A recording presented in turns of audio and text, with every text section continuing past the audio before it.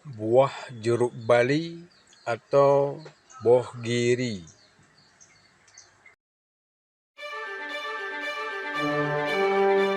This is a demo sound of YummySounds.com. Inilah buah jeruk bali, bohgiri bahasa Aceh. Jeruk bali, kalau kita budidayakan daerah Aceh cukup bagus. Rata-rata orang menanam buah pohon jeruk bali. Inilah buah jeruk bali.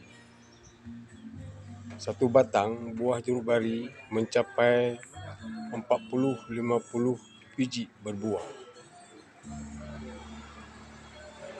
Bayangkan, harga dijual satu buah sampai 10.000. Inilah buah jeruk bali. Ni cukup banyak buahnya.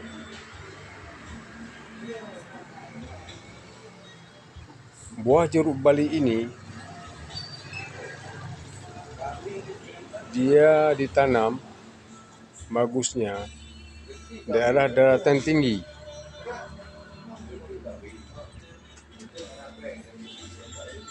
Tanah yang subur akan menghasilkan buah yang banyak. Di Aceh cukup banyak orang menanam pohon buah jeruk bali. Umumnya daerah Langsa ataupun daerah Biren. Di Biren paling banyak orang menanam pohon jeruk bali daerah Awi Getah ataupun daerah Matang, Lumpang 2. Inilah pohon jeruk bali.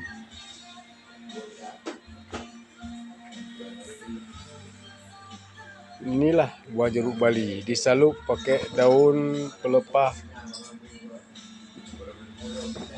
kelapa, ya. Buah jeruk bali. Batang baru sebesar ini. Kalau kita sering membangkasnya pohon jeruk bali, makin bagus, ya. Inilah buah jeruk bali.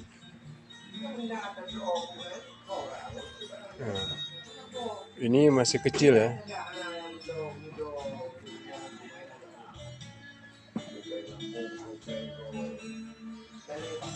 Ini bibit pepaya. Bagi yang berminat, silakan hubungi kami.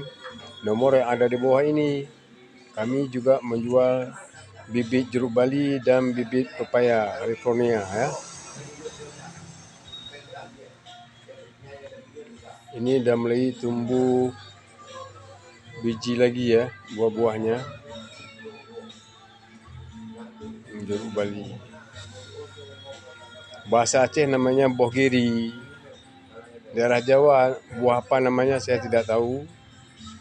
Mungkin dari kalian ada yang tahu, mohon di komen, ya. Ini bunganya, ya. Bunga dah tumbuh lagi.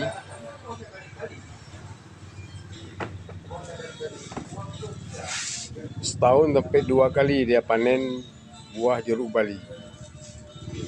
Bohgiri, nyo bohgiri kampung.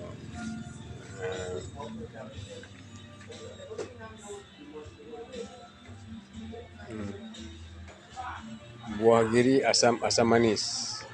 Buah giri ada yang buah giri warna merah, ya.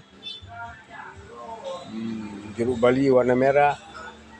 Ada rasa asam, ada buah rasa asam manis, dan ada buah rasa manis.